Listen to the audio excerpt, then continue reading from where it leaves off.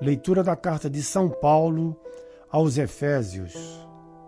Irmãos, desde que soube da vossa fé no Senhor Jesus e do vosso amor para com todos os santos, não cesso de dar graças a vosso respeito quando me lembro de vós em minhas orações.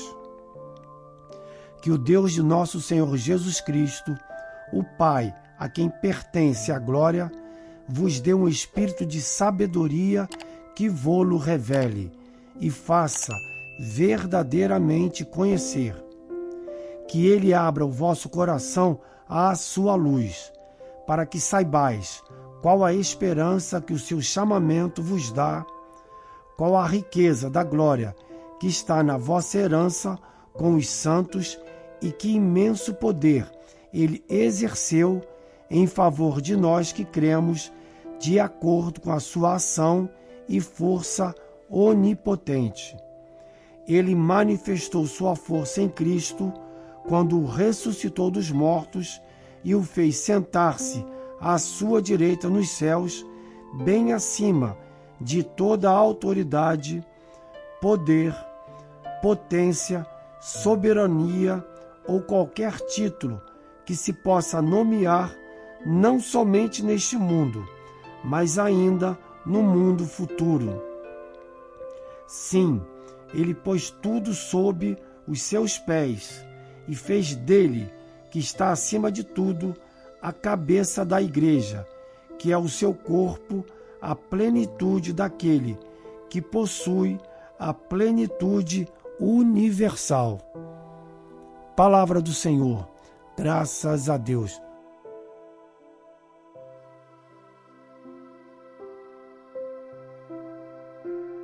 Proclamação do Evangelho de Jesus Cristo segundo Lucas. Glória a vós, Senhor. Naquele tempo disse Jesus aos seus discípulos: todo aquele que der testemunho de mim diante dos homens, o Filho do Homem também dará testemunho dele diante dos anjos de Deus. Mas aquele que me renegar diante dos homens, será negado diante dos anjos de Deus. Todo aquele que disser alguma coisa contra o Filho do Homem será perdoado, mas quem blasfemar contra o Espírito Santo não será perdoado. Quando vos conduzirem diante das sinagogas, magistrados e autoridades, não fiqueis preocupados como ou com o que vos defendereis ou com o que direis, pois nessa hora o Espírito Santo vos ensinará o que deveis dizer. Palavra da salvação. Glória a vós, Senhor.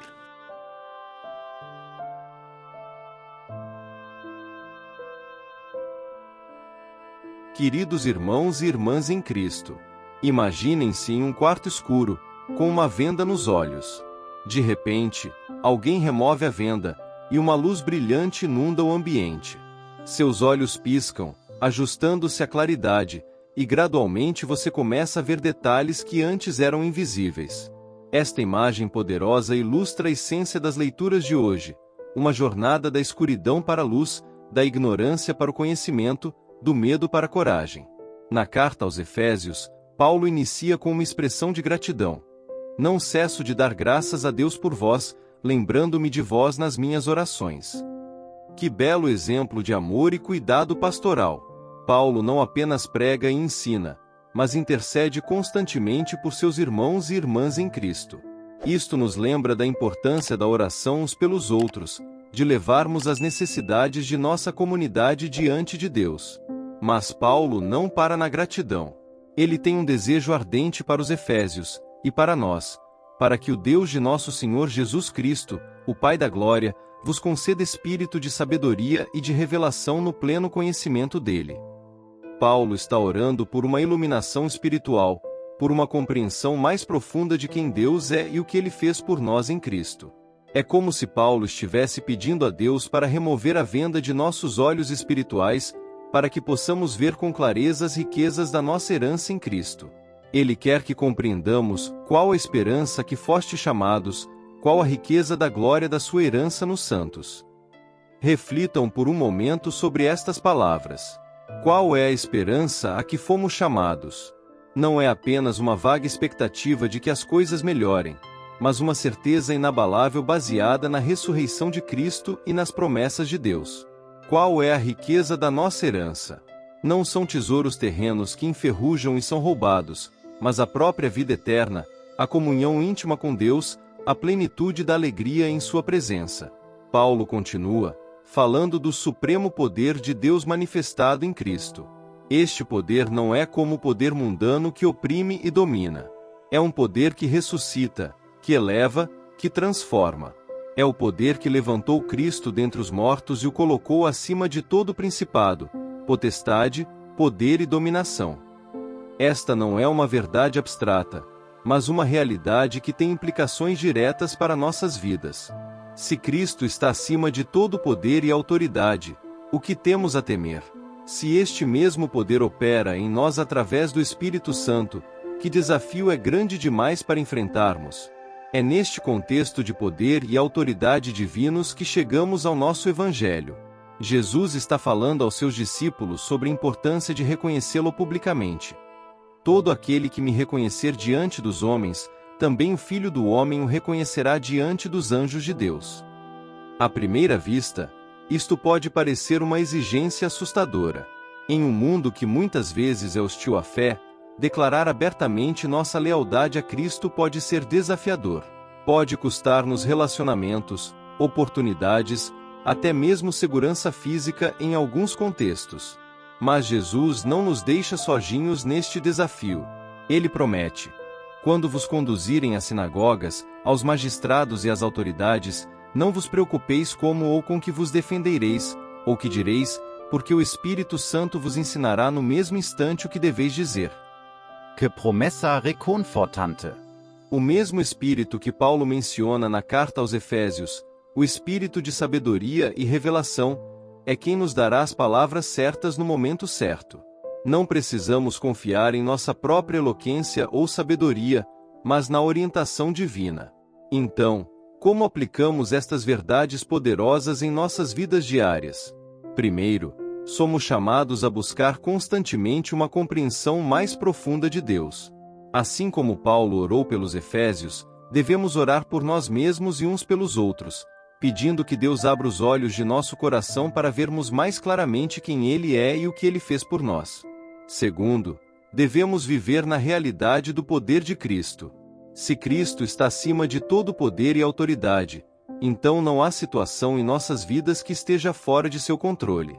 Seja enfrentando uma doença, lutando contra um vício, ou lidando com um relacionamento difícil, podemos confiar que o poder que ressuscitou Cristo dentre os mortos está operando em nós.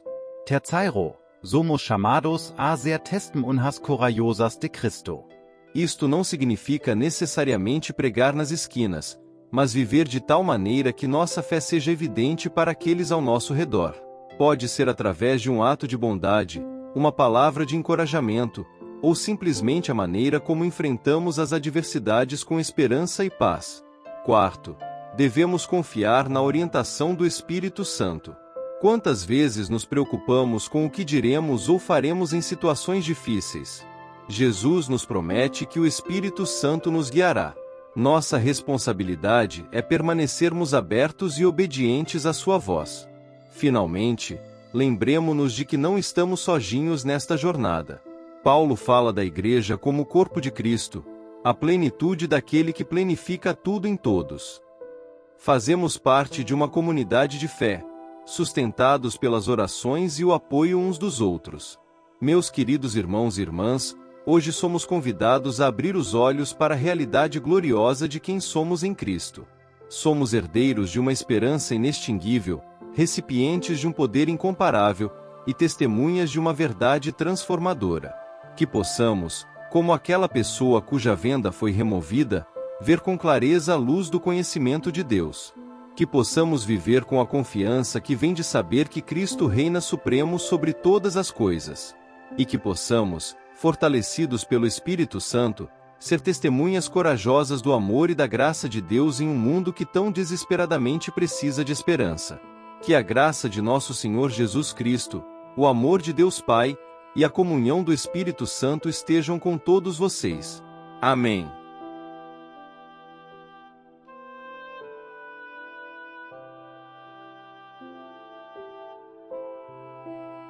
São Miguel Arcanjo, defendei-nos no combate.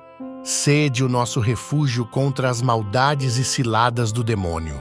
Ordene-lhe Deus, instantemente o pedimos, e vós, príncipe da milícia celeste, pela virtude divina, precipitai no inferno a Satanás e aos outros espíritos malignos que andam pelo mundo para perder as almas. Amém.